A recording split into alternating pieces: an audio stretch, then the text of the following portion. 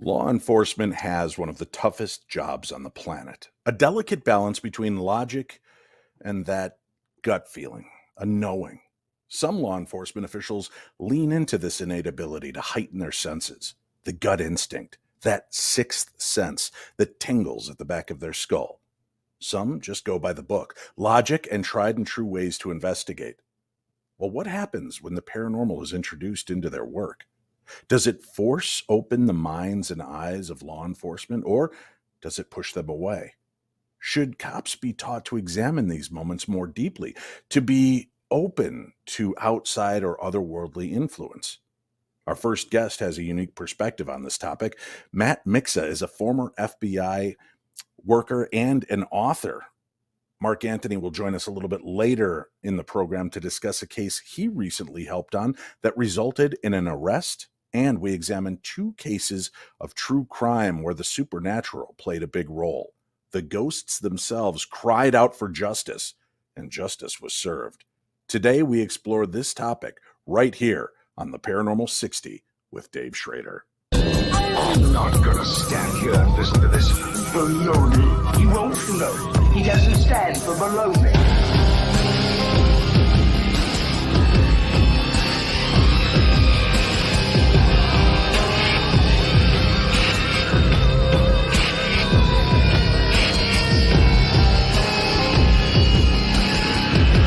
Sounds like a lot of supernatural baloney to me. Supernatural, perhaps. Baloney, perhaps not. Hello, everybody, and welcome. I want to tell you there's some big news with the podcasting aspect of the show. We are now available, and I want to make sure I cover all of this. The Paranormal 60 with Dave Schrader can now be heard on the UNX network as an audio-only podcast. You can also find us on Spreaker, Apple Podcasts, Spotify, iHeartRadio, Deezer, Podcast Addict, Podchaser, Amazon Music, and Audible, and we are continuing to grow. Thank you very much. And if there are some different platforms you think we should try, just email me, Dave at paranormal60.com. Let me know where you'd like to find the show. But what would really help me is whichever way you watch the show, whether it's this, the video version of the podcast, or you listen to the audio-only versions, please rate and review those shows where you can. That helps to get our exposure out to a bigger, broader audience, and we could always use your help. Listen, our first guest is fascinating. Matt Mixa is a former FBI intelligence analyst who helped prevent foreign spies from stealing America's secrets. Today, he writes espionage thrillers that blend history, politics, science, and the supernatural. Today, we discuss his concept that supernatural mystery novels could help America's elite law enforcement organizations defeat today's most creative criminals. So please help us welcome to the Paranormal 60, Matt Mixa. Matt, thank you so much for being here. Thanks so much, Dave. Wow, what an intro. Well, this is, I was online, as I'm always doing, looking for interesting stories, and I catch this headline. Let me see if I can see what the headline was specifically, but it was along the lines that what if the FBI required recruits to read paranormal crime thrillers? And then scroll down and then find out this is coming from somebody who actually worked for the FBI. And this really intrigued the hell out of me. So what inspired you to kind of write about that? And if you could explain your thought process to us on that. Yeah, sure. So I think it's fair to say criminals are getting smarter. They have more tools, more technology at their disposal, which requires law enforcement to stay one step ahead. And at the FBI, I worked on the national security side, specifically in the counterintelligence division. And that's really taking things up a notch above even the criminal activity, because you're working with foreign intelligence agencies that are spending a lot of time and energy specifically trying to figure out how to deceive us. So there are no lengths that foreign intelligence services won't go to try to fool and trap our own officers and activities that they conduct within our country that we then need to be able to detect and disrupt effectively. So, thinking about that thought process being very nonlinear and needing to think creatively and more abstractly to try to peel back the reality that a foreign spy might want you to see to understand what's really happening underneath the surface. And this is essentially what paranormal mystery thrillers do, is they allow us to train our minds to expect the impossible, to expect the unexpected, to shake off any unconscious bias that you might have going into it. You're always thinking about what's really happening underneath the surface that we're not meant to see, or that the way we normally perceive reality is shielding the truth from us. So that was really the premise of my article, was if our law enforcement officers, if the FBI were training its agents and analysts to break from the linear thinking of evidence A, evidence B, evidence C, this must be the answer, to what's really happening under the surface, if we were to connect these dots in a completely different way, would we reveal a picture that is actually closer to the truth that maybe there are actors trying to conceal from us?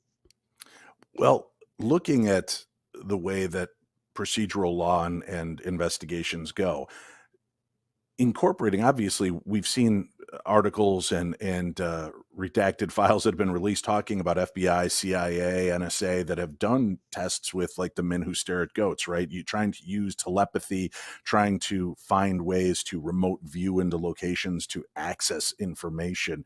So it seems like they are using that and utilizing that to a certain degree. Do you think that by introducing aspects of the paranormal, I've often thought, even if you're not a believer, if during your training in FBI or for the police, you spent 2 days learning the concept of remote viewing, getting outside of your head, kind of like you're proposing in your thoughts, getting outside of your head and looking at a bigger scope of the story and seeing if you could put yourself in a way into the mindset of the criminals or the governments that we're working against. Do you think overall that would be something that would be detrimental because of the belief systems of the agents involved? Or do you think that it would only help them in their investigative procedures? Yeah, I think it would be extraordinarily helpful. And I mean, some really classic examples of our intelligence services using this kind of thought process to not only detect deception from our enemies, but to be more clever in how we also deceive our enemies. I recently read a book called Spy Dust. It was a memoir by the late Antonio Mendez, who was the head of the Office of Technical Services for the CIA for many years. And he talked about the importance of using extraordinary thinking to try to stay a step ahead of, in his case, the Soviet spies in Moscow that he was trying to gather information from, or try to operate within that denied enemy territory. And he was really well known for working with and partnering with Hollywood illusionists out in California and special effects experts who worked on real feature films, because he knew that those crafts were all about putting on a very particular show for the adversary, so that what they're seeing is being manipulated by certain tools and tricks of the trade. And that, I think, is something we can learn too, is how are we being affected by enemy spies using disguises or using certain kinds of software that's meant to mask their activities. So that kind of thinking has been part of the culture of the folks in the intelligence agencies today. The real question is, when we then bring that into a procedural law enforcement environment, there is still a tendency to follow the path of least resistance. And I know FBI agents are trained to try to overcome this kind of confirmation bias, where you have a hypothesis. We're all humans, so we naturally will say, okay, I think this is probably what happened. And then you start to collect evidence and it all seems to line up a little too perfectly. And it's difficult then for our brains to say, well, what if all of this is wrong? Or what am I not seeing that would change this picture?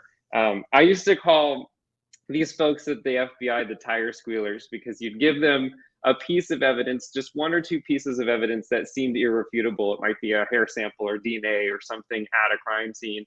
And you can practically hear the tires of the Crown Vic squealing as they're tearing away from the division to go and knock on a door or arrest somebody. But really, you have to stop and say, well, who put the evidence there? How did it get there? Where did it come from? And I think, again, the abstract thinking, the acceptance of different points of view and different realities that paranormal mysteries bring into the conversation, that they would benefit from that kind of thinking. And a perfect example in fiction is Stephen King's The Outsider. You know, this is a classic police procedural that he wrote, and the entire first third of the book is all of the irrefutable forensic evidence pointing to the guilt of one of the characters. You have the DNA samples, you have video evidence, you have witnesses. And then there's a turn where you start to realize all of that evidence is actually contradictory to what really they think happened.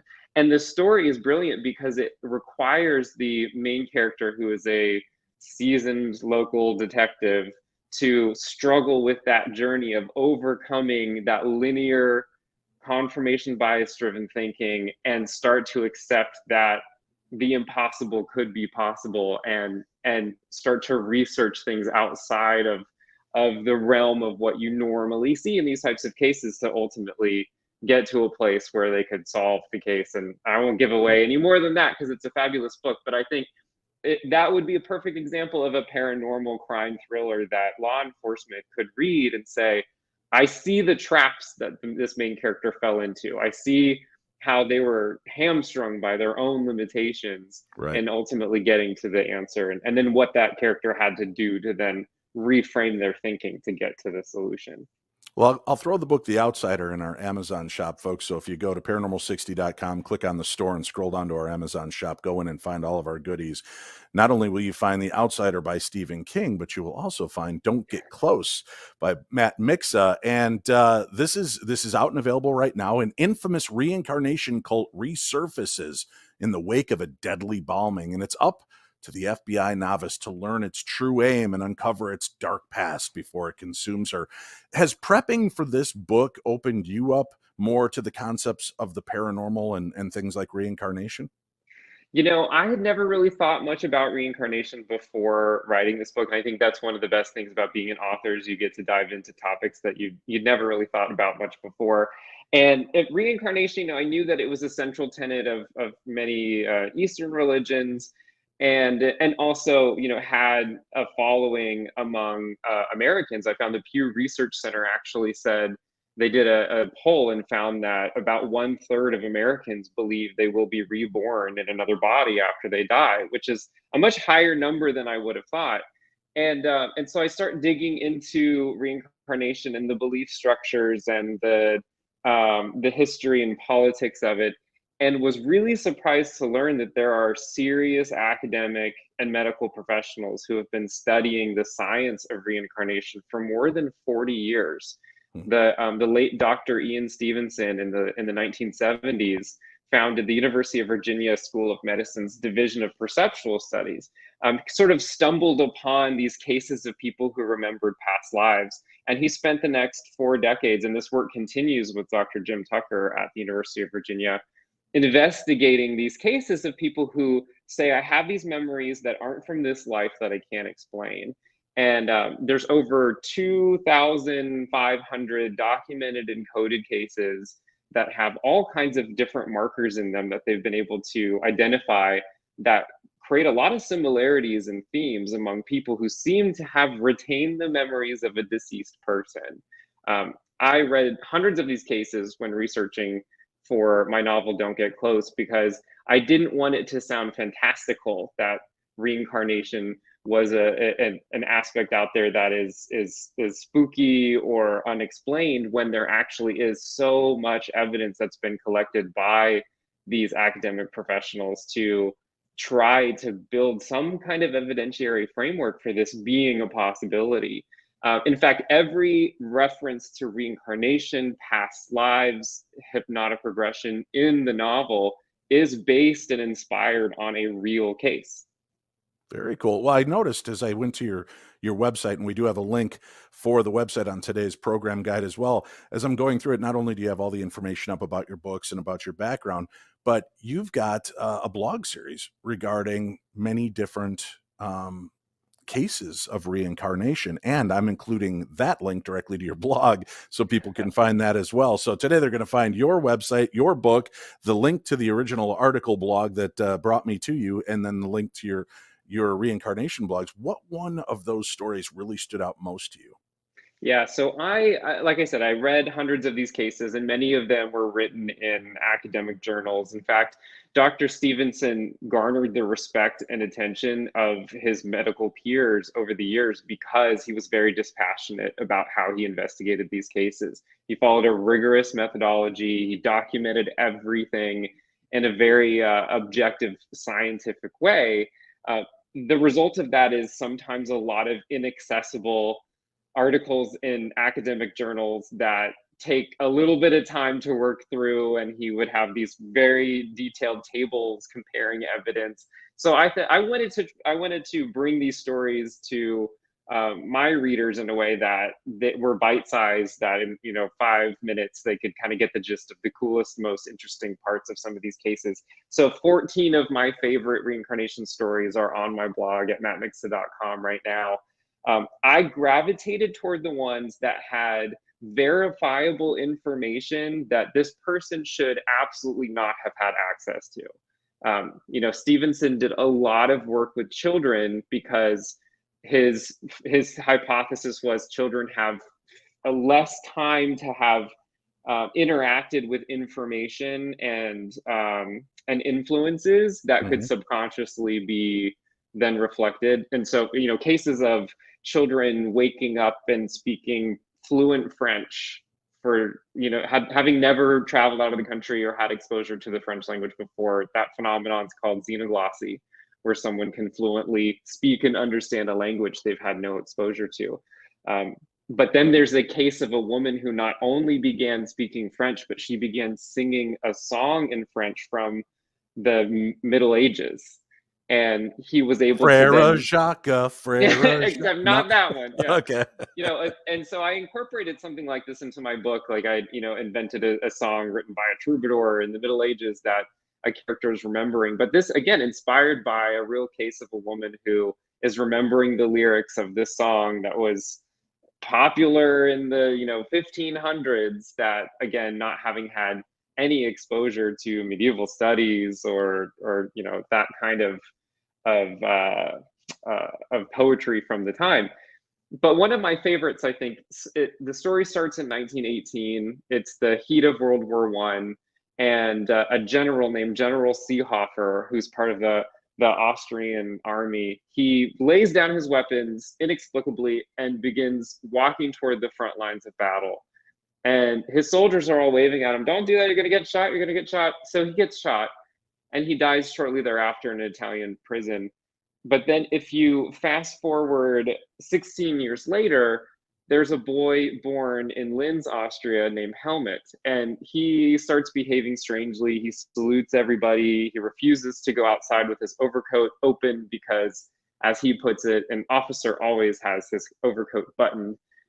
So is this just a young boy who's obsessed with soldiers, as you might expect? Possibly. But then he says, you know what? I used to be a soldier in the Great War, and I lived at this address. Now, this is where it gets interesting to me. This kid is in kindergarten, and it's 1935, so there's no Google Maps or anything. And he says, I used to live at 9 Manfred Drive in Linz, Austria. And then he gives another address where he says he was after that. And then he provides a third address, which he says was where his in-laws lived in Vienna. So he didn't give a name, but researchers were able to go and look at the property records of these 3 addresses that this kindergartner provided, and found the first 2 were residences of General Seehofer, and the third address was the residence of General Seehofer's in-laws. Wow. And he had never been to these places. He didn't have any connection to this family. This is 17 years later. So that kind of thing fascinates me because, again, it's information, memories of a deceased person without any explanation that can be verified.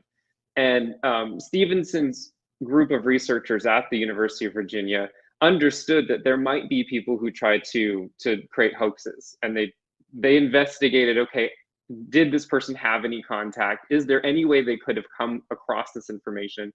And they did, in their dispassionate scientific way, identify some cases that they considered not to be legitimate, but thousands of cases that they couldn't explain. Amazing. And that, to me, starts to build a base of evidence that raises the real question of, how is this happening?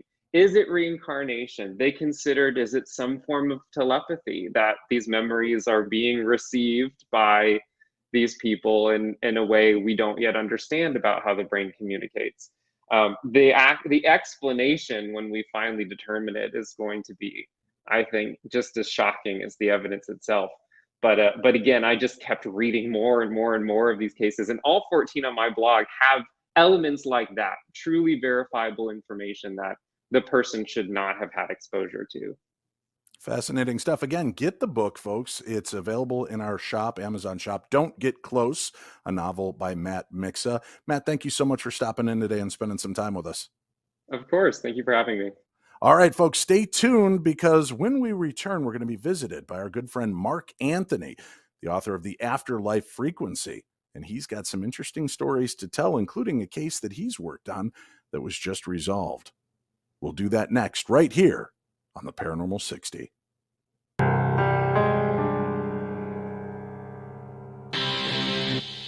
And we are back.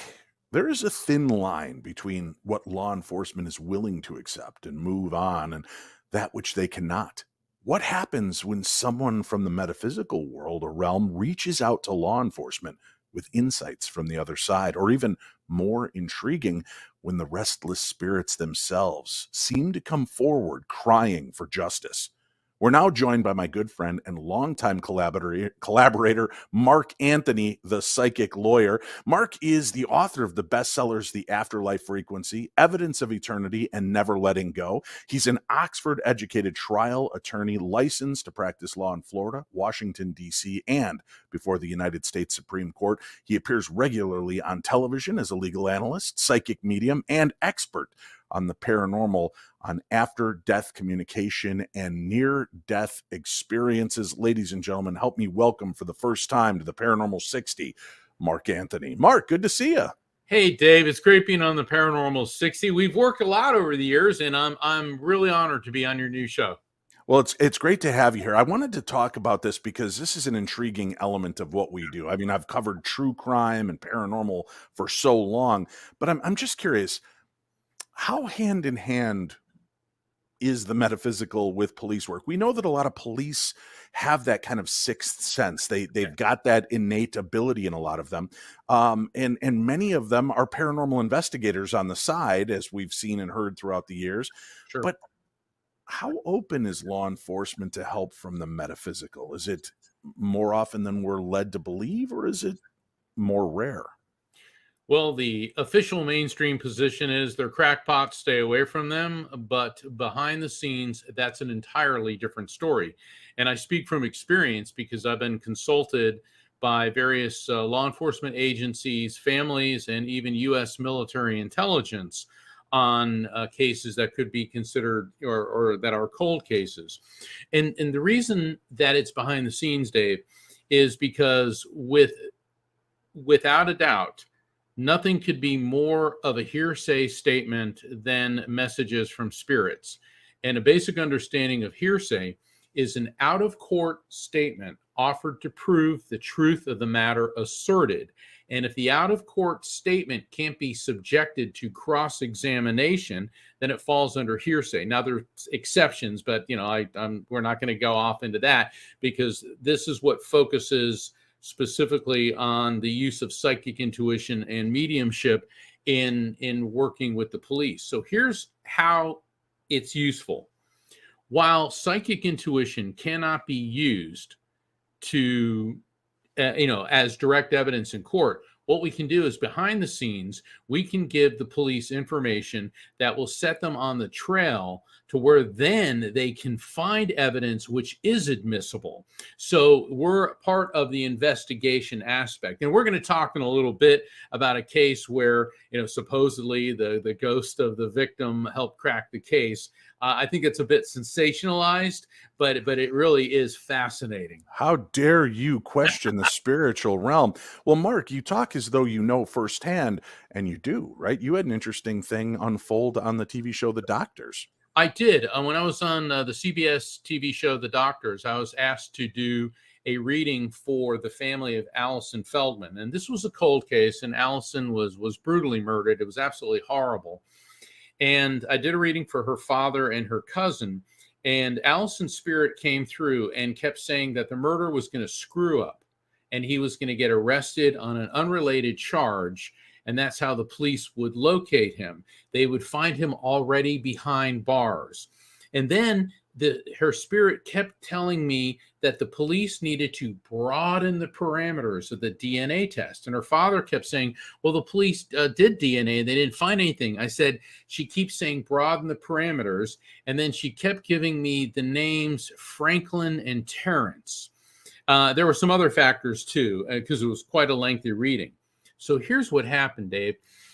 So after the show, the family of Allison, they went back to Scottsdale, Arizona, and her father talked to the police and insisted that they re-examine the DNA. Well, there is a relatively new DNA test called the familial DNA test. And what the familial DNA test does is it broadens the parameters of the search so that it can identify close family members to the DNA sample, because Allison was brutally raped and murdered, and the police were able to recover DNA samples from the scene that were not Allison's. Well, immediately it picked up a marker of a guy in prison in Arizona, and he was on, I believe, child molestation charges, but he was not the suspect. He was a close relative. Well, that sample immediately then led to a sample of this guy who got arrested. I think it was on his 4th drunk driving charge. His name is Ian Mitchum, and that was a direct match. So just like Allison said, he screwed up. He was behind bars, and they broadened the parameters of the DNA test. Now it gets even better. What about the names Franklin and Terrence? Well, this was the first time that familial DNA had ever been used in the state of Arizona. At that point in time, I think roughly a dozen states were employing it. Now, this has been a couple years, so more states are using it. Well, the first time that the familial DNA test was ever used was in the state of California, and it led to the arrest and conviction of the Grim Sleeper serial killer, whose name was Lonnie Franklin. So there was the name Franklin. Now, what about the name Terrence? Well, at the time that I did the reading in the state of New York, the familial DNA test was being contested by Terrence Stevens. So it was fascinating that the spirit of Allison gave me Franklin, Lonnie Franklin, the first person of huge significance who had been captured because of familial DNA, and then Terrence Stevens in the state of New York, who was challenging the familial DNA test, and his challenge was considered invalid by the court system of New York. So familial DNA is now being widely used. The last thing that I kept getting were one second, Mark. I do have to ask you this because I know the skeptics out there watching and my own brain have fired in. She gives you Franklin and Terrence. Right. Why not just give you the name of the killer?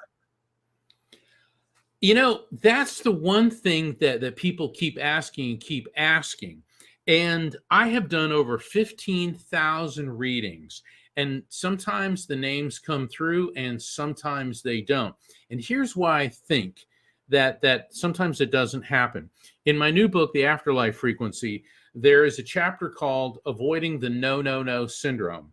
And I talk about how when people go into a reading, and if I present information to people and all they say is no, they create an energetic block. But it's not as simple as that. It's also the angst. I want.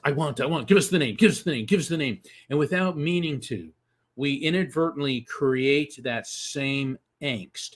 It's also like hyper analyzing something. Like I was doing a reading for somebody, and I said that I'm getting 2 sharp pains in my heart. And she goes, no, he didn't get a heart attack. He got shot in the chest twice. Yeah. And you see, I mean, that's an example. So what I've found is if you can't overthink it, overanalyze it, or over desire it. And I think that all the other pieces of evidence speak for themselves, because obviously, I mean, at that time, I wasn't working on any murder cases, and I wasn't aware whether or not Arizona had the familial DNA test. And certainly at that time, because I was in California and I was on a tour, which included being on this national TV show, I didn't know that the familial DNA test was being challenged by somebody with the very same name that the spirit gave me. So I hope that answers your question. It does. It's fascinating to me how that works. And, I've got to guess that as frustrating as it might be for me, the survivor, wanting you to give me that information, it's got to be equally as frustrating for you that you're not, the ghosts seem to give us everything around it without giving us a direct target. Yeah. Well, spirit communication is not texting or instant messaging. I know that we live in the 21st century in the information age, and we expect, we can pick up our phone and say, hey, Alexa, hey, Siri, hey, this, give me this. And we're used to getting this on demand. Spirits, though, aren't on our timetable. And, there are situations where they may have given something that could be construed. Like the other day, I was doing a reading for this woman from Bulgaria, and I kept getting the word like incidental, and it was coming from her uncle. And she goes, oh, and she said her uncle's name in Bulgarian, and it kind of sounded like the word incidental. It was like, I can't even begin to pronounce it. So vibrationally, the way we hear things is not always the way you and I are hearing things. Right. It's quite a fascinating process. And I spend a lot of time studying and analyzing it and explaining how spirit communication is possible through the laws of physics and how it's based on electromagnetic impulses. And so what happens, Dave, is what a spirit does. And I refer to our soul as the electromagnetic soul. And you did an interview with me back when you were on Darkness Radio, when the Afterlife Frequency first came out. And the term electromagnetic soul describes what we really are, which is pure consciousness, a spirit, a soul, that is eternal electromagnetic energy. And spirits, being pure electromagnetic energy, are emitting waves of frequency. And so that wave of frequency will come into my brain or your brain or somebody who's sleeping at a specific point in their sleep pattern. And that wave of frequency will get converted into recognizable concepts based on memories, feelings, and cultural associations. And so that is kind of a snapshot of how spirit communication is possible and is available to everybody in one form or another.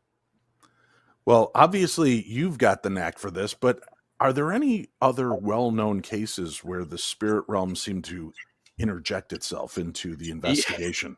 Yeah, I'm smiling because the Greenbrier ghost. Just the name Greenbrier ghost. But this is a really fascinating case. Happened in the late 19th century. Elva Zona Heister. She was known to her family and friends as Zona. And she was, with all due respect to her, just sort of an average-looking girl. And in October of 1896, she was swept off her feet by this handsome young blacksmith by the name of Erasmus Shue. And she was smitten by Erasmus. And Zona's mother, Mary Heister, couldn't stand him. She didn't like him. And she said, I don't want you being with this guy. But sadly, Zona said, no, I love him. And they ran off and eloped. just a couple months later, on January 23rd of 1897, Zona was found dead at home, and the cause of death was designated as that she died in childbirth. Well, in this era, the late 19th century, early 20th century, in historically data, it's really not that long ago, in the course of human history, but it was a different world. Medical science was nowhere near what it is now. I mean, doctors had only stopped bleeding people maybe a generation or two before this. I don't know. When I get my bill every month, it appears they're still bleeding people. Yeah, you got a point there. You got a point there. But in this era, infant mortality rates and women dying during childbirth was unfortunately very common. But Mary Heister, Zona's mother, felt that the spirit of her daughter, that Zona kept coming to her and kept telling her what really happened. And so Mary Heister went to the county prosecuting attorney and told him, well, she must have been very convincing and she must have been a very credible person, because the prosecutor did not just dismiss her. He got a court order, had the body exhumed. They examined it and found out that Zona had her windpipe crushed. In other words, she was strangled to death. Not only that, her neck was also broken. So Erasmus Hugh was arrested for murder and went to trial. Now, the star witness that led the prosecutor, led the police on the trail of exhuming the body, said that it was a spirit that told her to do this. So the prosecutor was kind of doing the Texas two-step around this. And he was very delicately avoiding doing any questioning about the spirit of Zona coming through. Well, then it was time for the defense to cross-examine. Different story. And the defense attorney went after Mary Heister. He was on her. So you would have us believe that a ghost of your dead daughter came through. And the thing about Mary Heister, and I've been through, I've tried over 100 jury trials and 10 times as many bench trials.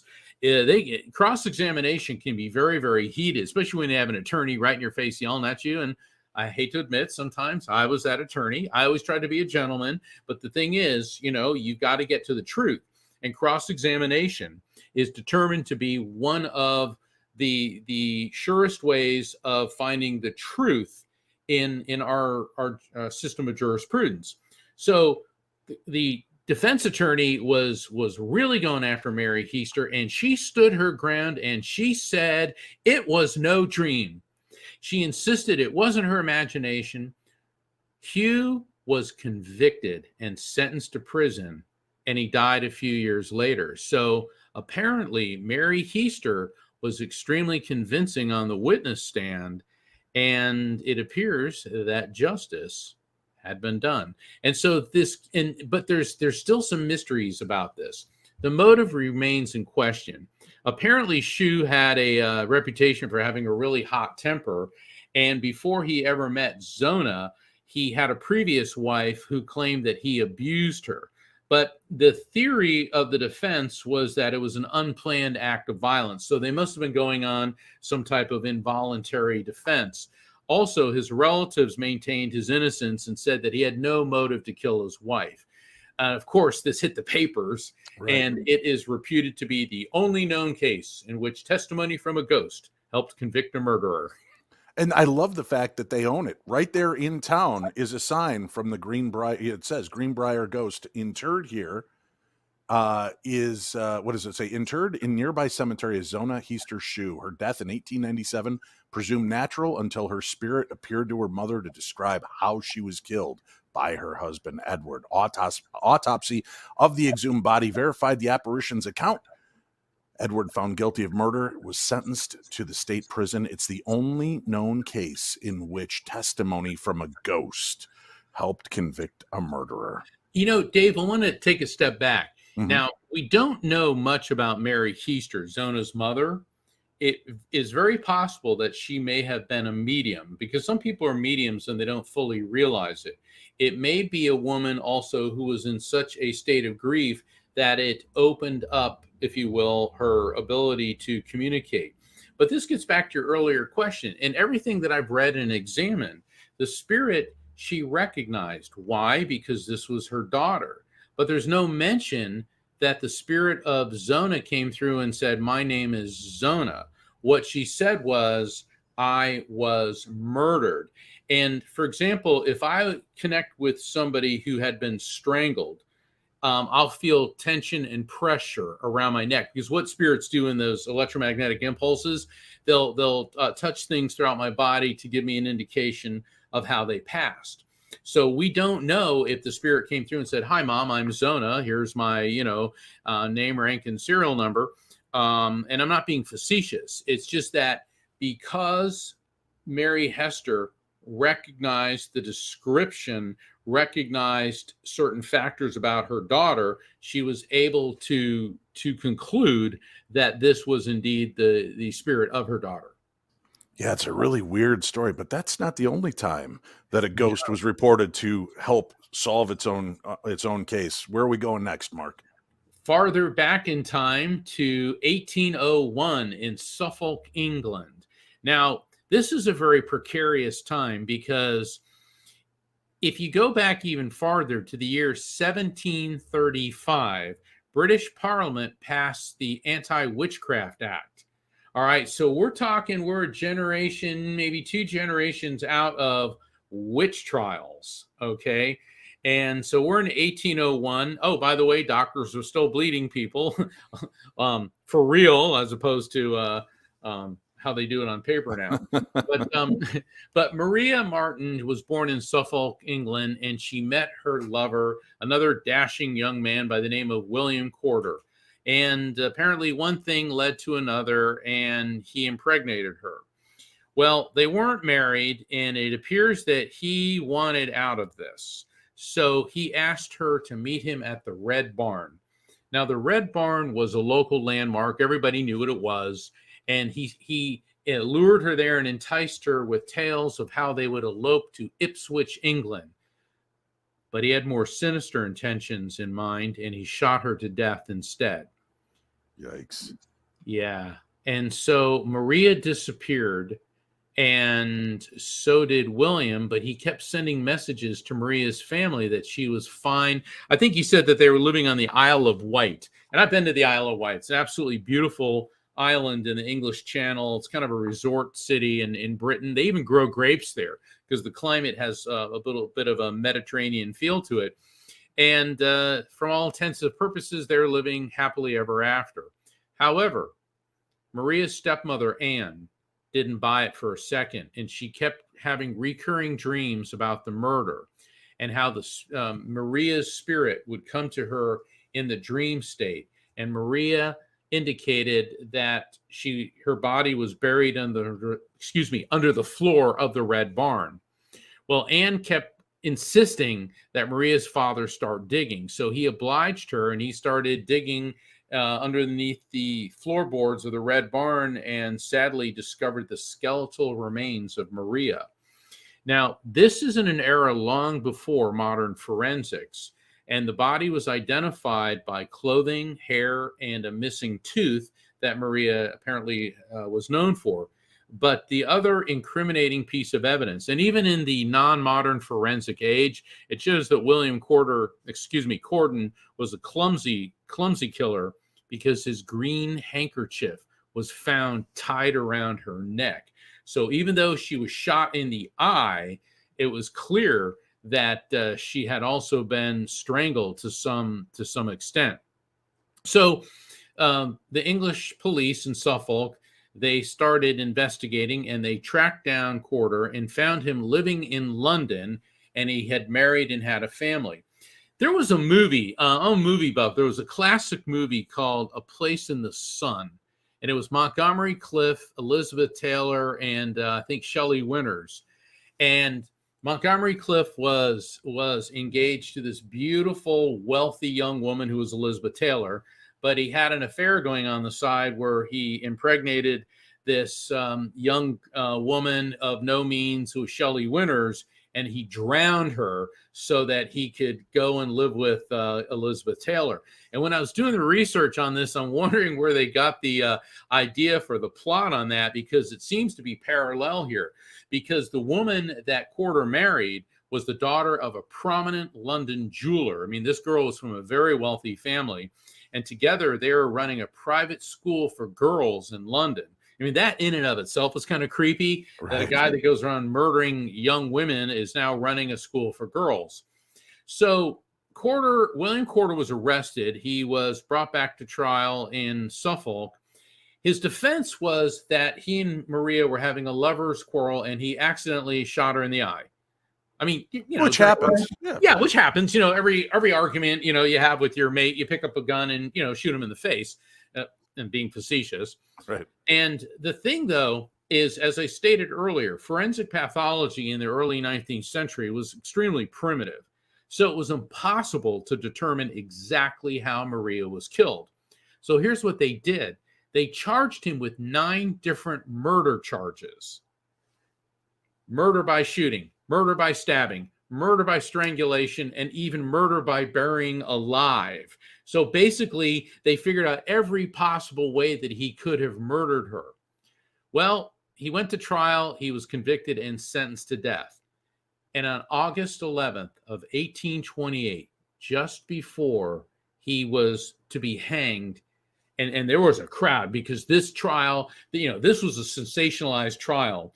A man who married an heiress, who had a girlfriend, illegitimate baby on the side, whom he murdered and then buried under the Red Barn. I mean, this hit the papers. It said there was something like 5,000 people at the gallows when he was about to be hanged. And I'm not one to give killers credit, but in this case, I may actually make an exception, because here's what he said. I am guilty. My sentence is just. I deserve my fate, and may God have mercy on my soul. So at the last moment before he was hanged, at least he came clean. I've studied, we've been through many, cases, and analyzing cases. And, before Ted Bundy was executed, he was complaining, oh, this is terrible. I get to, I need to call my mother. And an investigator that had been working with him said, did your victims get to call their mothers? Ooh. So now here's what's even creepier about this case. Okay. So his body's hanging there, and an hour after hanging, he was cut down and he was skinned. Okay, they skinned him. His skin was then tanned, and it was used to make a cover for a book about the murder he committed. And when I first read this, I go, oh, come on. But I double-checked, triple-checked this, and even BBC, British Broadcasting, has confirmed this. So talk about creepy. So what he did was creepy, but then I guess the creepy joke was on him, because his skin ended up being the cover for a book about this macabre murder. Well, and the other weird things, right? They actually filleted him and brought people in so people could go by and see him, and they hooked electrodes to him and would electrocute the muscles so that people could see him moving after death. Yeah. Very weird case from start to finish. Mark, it's always great catching up with you. I want people to know they can reach out to you for readings. They can find more information. We have links for you on today's show. We also have your book, The Afterlife Frequency, in our Amazon store. So you can just go to paranormal60.com, click the store tab, go on down and go into our Amazon shop. You'll find it there. Mark, it's always a pleasure. Thank you so much for coming back to join us. Thank you, Dave. And it's great working with you again. And I look forward to next time. I do too. Thank you so much. Ladies and gentlemen, he is one of the best. That's why he's always on the ready for me when I want to do a program. Anytime there's a topic that I want to tackle, I know I can throw it to Mark and he will research and bring it to us. All right. before we get moving into the next segment, which is a favorite, and such a favorite that we're even bringing back a favorite. It's a favorite of a favorite. I do want to mention, folks, we got some cool stuff coming up here. I'm going to be at the Metaphysical and Paranormal Conference in Janesville, Wisconsin, April 9th through the 10th. I'm also going to be at the New Jersey Paracon that'll be taking place July 23rd. In the Oregon area, I will be coming out to see you at the Oregon Bigfoot Festival and beyond. They're mixing Bigfoot and ghosts, so you can come on out and see us July 30th. All the information about these events are found readily at darknessevents.com. That's darknessevents.com. It's time now for Upon Further Review. And reviewing for us again, ladies and gentlemen, actor, comedian, and humanitarian, Jamie Kaler. Jamie, welcome back to the program. Thanks for having me, Dave. And honestly, I was listening to that earlier thing, and I think the greatest honor would be to have my skin live on. I'm not sure about a book cover. I'm not a big book guy, but like a very comfortable reclining chair or something that was made from my skin, or like a golf bag. Oh, that would be fantastic to live on. The Geen collection, it sounds like. Would be straight from the Geen collection, or the Buffalo Bill. I like to call it the Buffalo Build collection. The Buffalo Build. I like that. Listen, last time you were here, I gave you a cinematic cult classic, Llamageddon. So watched good. It again. I can't stop watching it. It's that good, and my kids love it. It's who doesn't like llamas? Right. You've got, and you said that they were so good they could contextualize the entire movie in an hour and 8 minutes. And I felt that was kind of a challenge by Jamie Kaler. I felt like you had kind of slapped me with your leather gauntlet made of human flesh and defied me to go out and find another movie that I could send your way. And I did it, man. I found a major motion picture starring one of horror movies' most impressive legends. And let's show them the trailer. And I've got to do something different. This is one of those old trailers where there's not a lot of voiceover.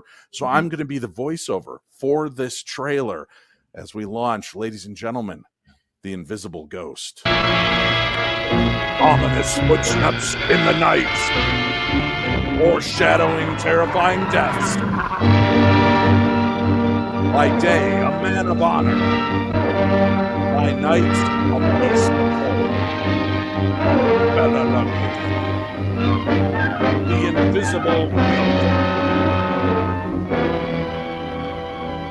I came to say goodbye, Jules. You never left me without saying goodbye.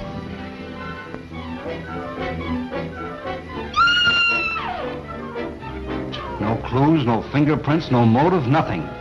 Surely if a man was choked to death, there would be imprints on his throat. Why in the world do you stay in this place?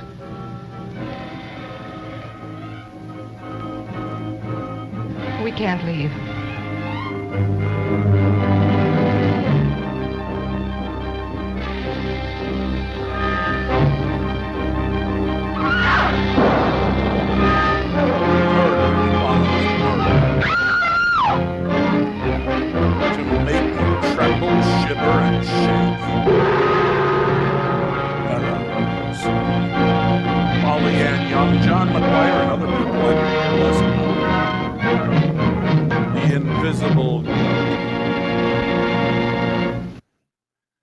So there you have it, The Invisible Ghost. This, I mean, Bela Lugosi, an hour and 3 minutes long, Jamie Kaler. Tight. It's tight, I would argue. Did it need more time to flesh out a story, or was a minute or the 3 minutes over the hour just the perfect match for this? Perfect. Story? I got it. I got the whole story in that time frame. By the way, when she thinks the guy's dead and then he's alive, that's at the coroner's office. She goes to the coroner and they're having a conversation in the office, and then they go, she goes, "Oh, is my husband here?" And he's like, "Oh yeah, he's in the other room, dead," because it's a coroner's office.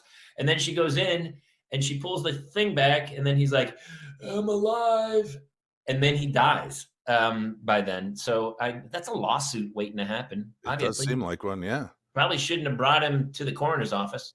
Well, we wanted a movie that had to do with the paranormal and true crime, and The Invisible Ghost seemed to encapsulate both sides of this, Jamie. Yeah. Well, the fact that the ghost is invisible, I thought was redundant. I feel like a lot of ghosts. I mean, right? Right. Like it would be shocking if it was the visible ghost.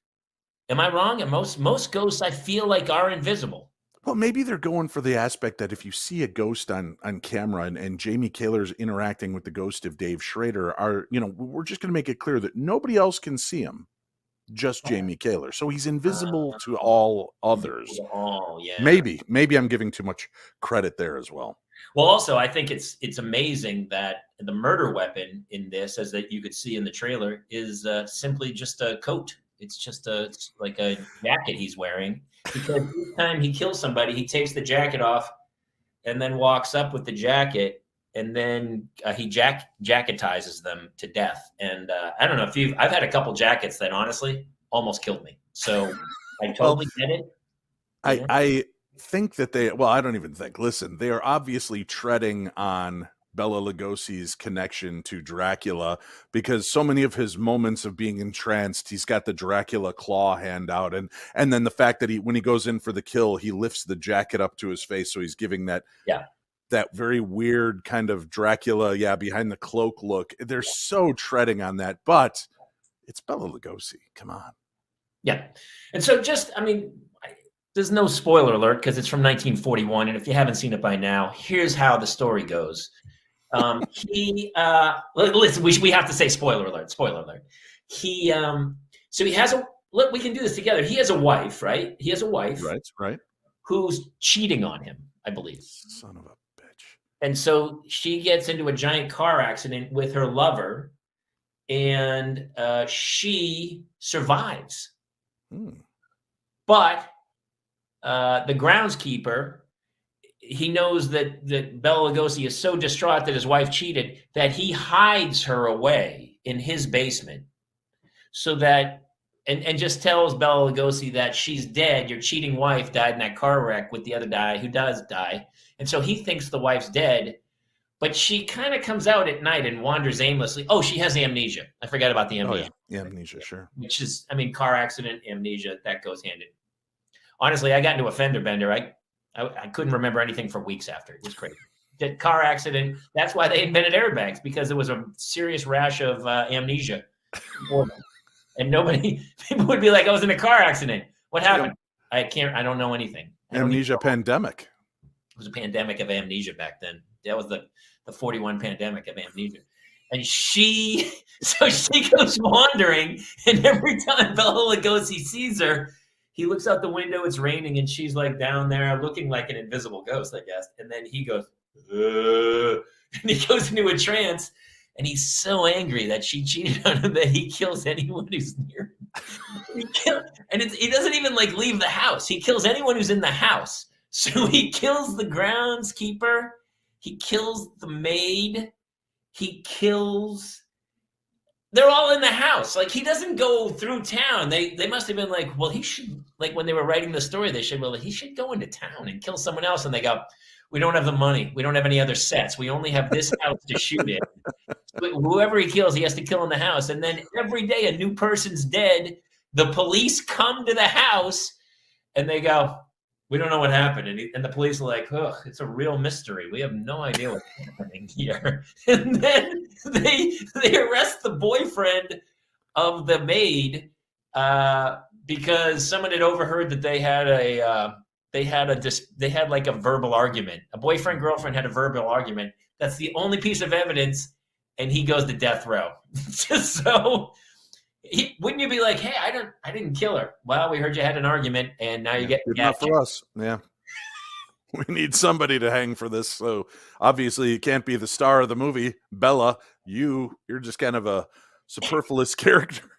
And it's not like one or two people die. There's a death every 3 minutes in this movie. Wow. And then 1 minute do they go, what about that dude? Not once until the very end, when the crazy amnesiac woman walks. Oh, by the way, she comes into the house. This is the only reason they catch Bela Lugosi. She walks into the house and Bela Lugosi sees her and goes back into trance. The cop. He tries to kill the cop. He starts choking the cop. And then everyone's like, it's him. He's the killer. It's gold. I love this movie so much. And by the way, Then the amnesiac woman is sitting on a chair and she has amnesia, and then she just falls over and the guy feels her neck and he goes, nah, she's gone. Probably the same guy who he's the coroner. He just goes, nah, she's gone. And then she wakes up later in a coffin, like, I'm buried. Like they're very bad at police work and telling if people are really dead in this movie. That's what I took from the 1940s. Maybe they were just so tired of Bella and his family and workers that they just didn't care. Bury him. But that's a sign of a good gardener. And Jamie, you live out in California. You've got gardeners. I mean, to know that they're going to take your amnesiac wife who's cheating on you and store her away for you, that really kind of goes above and beyond. And what is the tip you give to a gardener for that? Oh, it's at least, you got to give at least a $20 for Christmas, I would imagine, that time of year. But yeah. And then, like, the gardener's feeding the woman in the basement and clothing her and taking care of her, but somehow she wanders out in the night just to look up. There was some, actually, not jokingly, but there was some good camera work, because it would open on Bela Lugosi and he'd go to the window, and then it would zoom out from him, zoom out to the woman, and she'd be like a zombie in the yard, and then it would come back to Bela Lugosi and he'd go like, and but they never give an explanation of why he goes into this fugue state. It's just because being reminded of her makes him bloodthirsty. Listen, it's a psychological thriller. It's it's pre-Basic Instinct, really. There's a lot of early work here, and pre-Basic Instinct. So at some point, do we see Bela Lugosi in the police and he crosses his legs and not wearing underwear? Is that yeah, that was one of the edited scenes. That's why it's only an hour and 3 minutes, because that's the other 27 minutes is of his the interrogation. Lugosi's Lugosi. Yeah. By the way, my favorite Bauhaus song, Bela Lugosi's Dead. Very nice. Here. Well, Jamie, it's great to catch up with you. I appreciate you stepping in and taking this task. And listen, obviously, I respect your time because each movie's getting shorter. I don't know maybe just a Viewmaster next time I'm going to send you. That's it. It's just a simple frame. But I would recommend you also think about 1941. World War II is just starting, and all of a sudden there's an invisible ghost. I mean, you know about ghosts. I mean, is that kind of the... Actually, during wartime or when horror movies would really blow up during the Depression, wartime, and points of strife, according to movie studios. So it's pretty cool. So out of wraiths, out of our phantom scale, right? You've got 1 being Lamageddon. I was going to say Lamageddon. 5 being like Sixth Sense, really amazing. Where would you put the invisible ghost with Bela Lugosi? 2. Below Lamageddon's grade that you gave it. Oh no, Lamageddon you said was a 1, so I went up. I was saying it's a 1. You gave it like 3 stars when you did or 3 phantoms when you did your review. So Lamageddon. I was being a tad facetious. What? Listen, let me get this straight. If you are super high, Lamageddon could be worth a trip. But this one was interesting. Speaking of interesting, Parents Unite every live Tuesday at 7 p.m. You can check out the Parents Lounge. It is a live video cast, and there is the audio podcast that follows it. Jamie Kaler, along with Jason Gowan, explore parenthood, and they have a lot of great guests that stop in to talk about advice, tips on parenting, or just their own parenting horror stories. Jamie, as always, thanks for stopping in, buddy.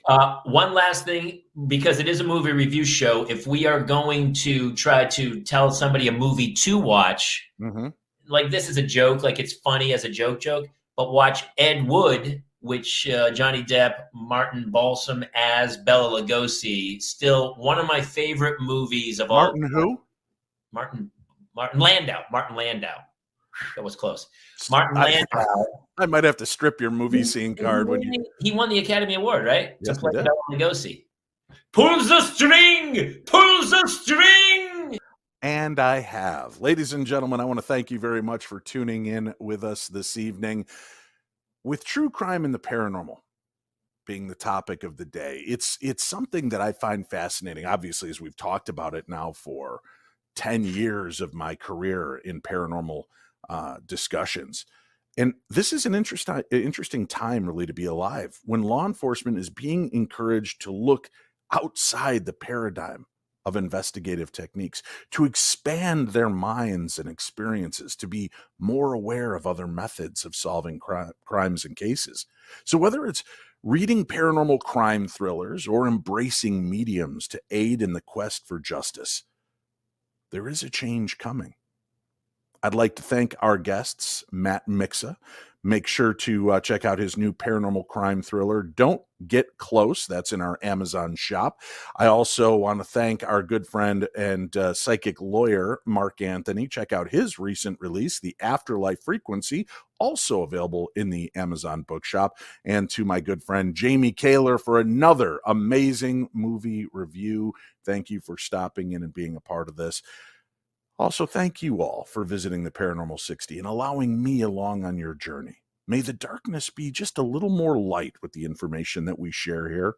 And when a spirit cries for justice, will you respond? Make sure to like this video and podcast, subscribe, and tell everyone you know about it. And for our new podcast listeners, please rate and review the show. That really helps and goes a long way to help me out. So go ahead, give it 5 stars. You know you want to do it. We'll see you next week right here on the Paranormal 60 with Dave Schrader, and this Friday with the Paranormal 60 Minutes Newscast.